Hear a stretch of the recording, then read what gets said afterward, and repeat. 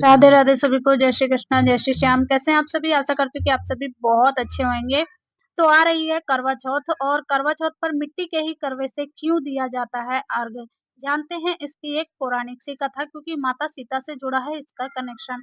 तो कार्तिक माह के कृष्ण पक्ष की चतुर्थी तिथि सुहागिन महिलाओं के लिए बहुत ही शुभ मानी जाती है और इस पर्व का सुहागिन महिलाएं बेसब्री से इंतजार करती हैं। हिंदू पंचांग के अनुसार इस साल करवा चौथ का पर्व 20 अक्टूबर को मनाया जाएगा। ऐसी मान्यता है कि करवा चौथ 2024 के दिन पूजा अर्चना और व्रत करने से सुहागिन महिलाओं के वैवाहिक जीवन खुशहाल होता है, साथ ही पति पत्नी के रिश्ते में मधुरता आती है।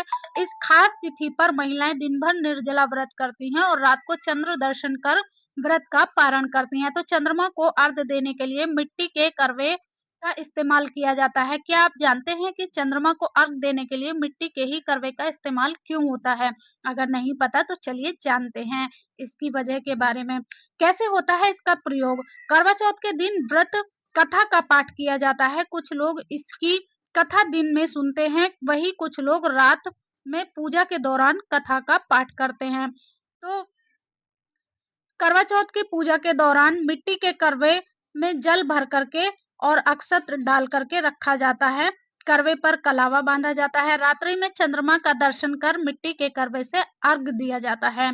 इसके बाद मिट्टी के करवे के से पति के द्वारा पत्नी को जल भी पिलाया जाता है। तो मिट्टी के करवे का ही धार्मिक महत्व क्यों है? सनातन धर्म करवा पंच तत्वों का प्रतीक माना गया है, जिनसे शरीर का व्यक्ति का शरीर भी बना है, जैसे जल, मिट्टी, अग्नि, आकाश और वायु। मान्यता है कि यह सभी तत्व दाम्पत्य जीवन को खुशहाल बनाए रखने के लिए प्रार्थना करते हैं। यह करवा मटके की तरह होता है। करवा चौथ के शुभ अवसर पर करवे को माँ देवी का प्रतीक मान करके सुहागिन महिलाएं इसकी पूजा करती हैं। तो कैसे हुई थी इस परंपरा की शुरुआत? पौराणिक मान्यता के अनुसार जब माता सीता और माता द्रौपदी ने करवा चौथ का व्रत किया था, तब उन्होंने भी मिट्टी के ही करवे का इस्तेमाल किया था।